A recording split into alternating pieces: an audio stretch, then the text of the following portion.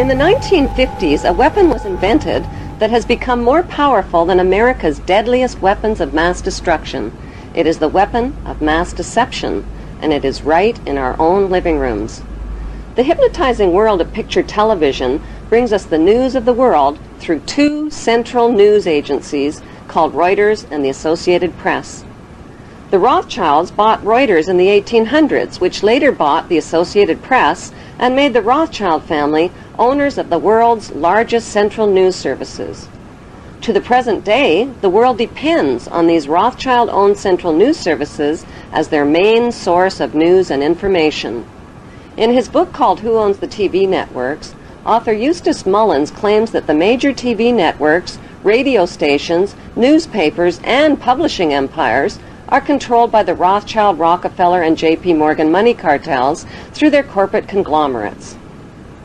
The bankster-owned media conglomerates include weapons manufacturers General Electric and Westinghouse, which profit from promoting wars. Control over the internet, publishing, recording, and top cable companies can be traced back to the same Big Five media empires: General Electric, Time Warner, Viacom, Disney, and News Corp. These media monopolies are owned directly or indirectly by the Rothschild, J.P. Morgan, Rockefeller, and Oppenheimer Brotherhood. Yes, there are now more stations and more media voices, but they're all coming from the same ventriloquist. Every TV show needs corporate sponsors, and corporate sponsors sponsor pro-business, pro-government programming, and journalists who support the agenda of the Big Five media owners. While 2/3 of the world goes hungry, these banksters offer gazillion-dollar sponsorships to sports athletes to play with their balls. Why? Because they keep the masses distracted from the important issues.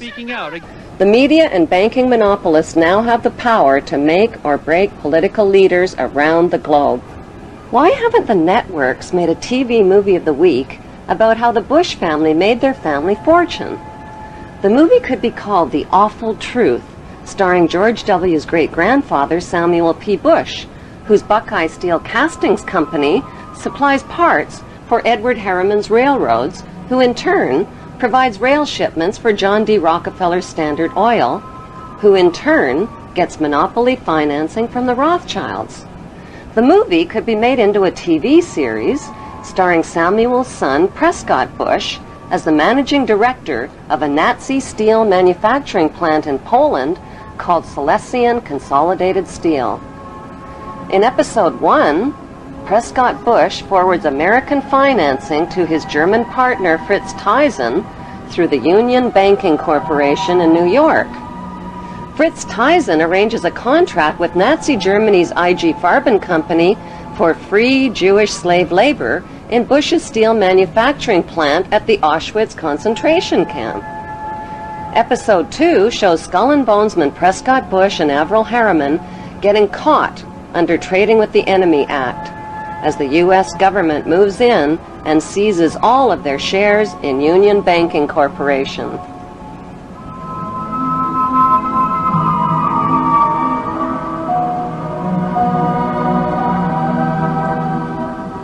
In episode 3, Prescott's son, the first George Bush, is director of the CIA. George puts drug king Manuel Noriega on the CIA payroll, allowing thousands of tons of cocaine to hit the streets of America via the Panama Canal. In episode 4, George's son, the second George Bush, becomes partners with Osama bin Laden's older brother, Salem bin Laden, in a Texas oil company called Arbusto Energy. Episode 5 introduces George W.'s shady younger brother, Neil Bush, ripping off the elderly in the Silverado savings and loan scandal that cost U.S. taxpayers $1.3 billion. In episode 6, the Florida election is fixed by George W.'s older brother, Jeb Bush, who puts brother George into the top job at the White House, which brings us back to Auschwitz and the concluding episode with George W. Bush visiting the slave labor camp where his grandfather helped build the Bush family fortune on free Jewish slave labor.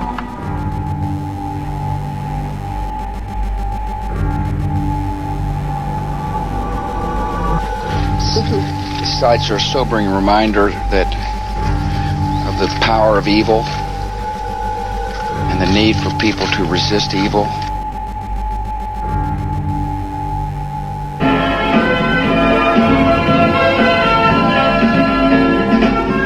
Ladies and gentlemen, as a follow-up to the TV series, an award show could celebrate the 20-year friendship of the Bush and Bin Laden families and their shared investment in the Carlyle Group. The Carlyle Group is one of America's largest weapons contractors. For the Bush and Bin Laden families, war means profits, big profits. Although the media creates the illusion of freedom of the press, the dominant opinion and messages always serve the banksters' agenda. The chilling reality is that up to 15% of the tax money deducted from your paycheck each month buys the bombs and pays the salaries of troops to commit these atrocities. Rivers of blood from innocent families and their children is on everybody's hands. The plan for world domination by the banksters cannot be accomplished without your cooperation. That plan was formulated in 1773 at Mayer Rothschild's goldsmith shop by 13 influential German Jewish families. Among them were Rothschild, Oppenheimer, Warburg, and Schiff. Their formula for global control is the 3M formula: money control, media control, and military control. 2, 1, mark, and visual confirmation. Like changes to the rules that gave these families the media and money monopolies, new laws are being passed to transfer military control to them by privatizing the military. But if they're killing terrorists, who cares if they are government soldiers or corporate soldiers? A more important question to ask is, who exactly are the terrorists and where do terrorists get their training? The answer is right smack in America at Fort Benning, Georgia. Until January 2001, America's terrorist training school was called School of the Americas, but because of massive protests against its activities, the name was changed to WISC, Western Hemisphere Institute for Security Cooperation. Actress Susan Sarandon narrated a documentary film called School of the Assassins. The film exposes the school as a terrorist training camp whose graduates are well-known murderers, torturers, state terrorists, and dictators, including drug king Manuel Noriega.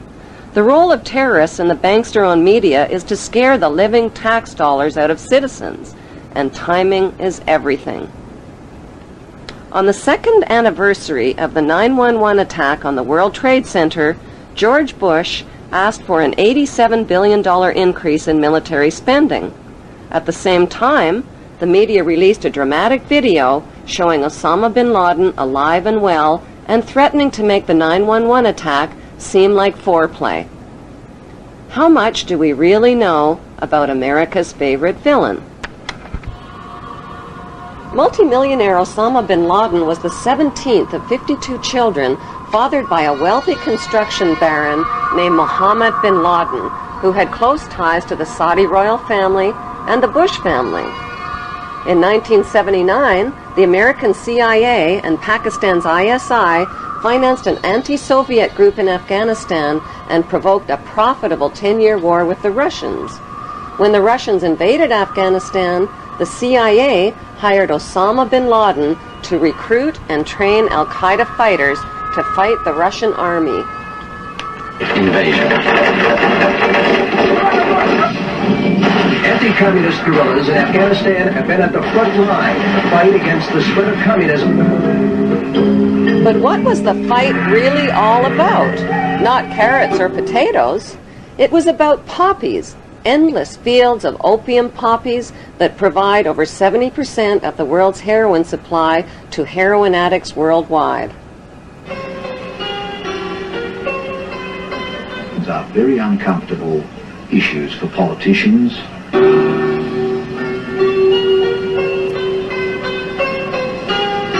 It was a dramatic story, but the media failed to tell us the less heroic side of Afghanistan's freedom fighters.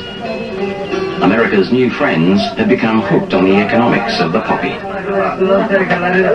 During the war, many of the mujahideen radically increased the production of opium, the raw ingredient of heroin.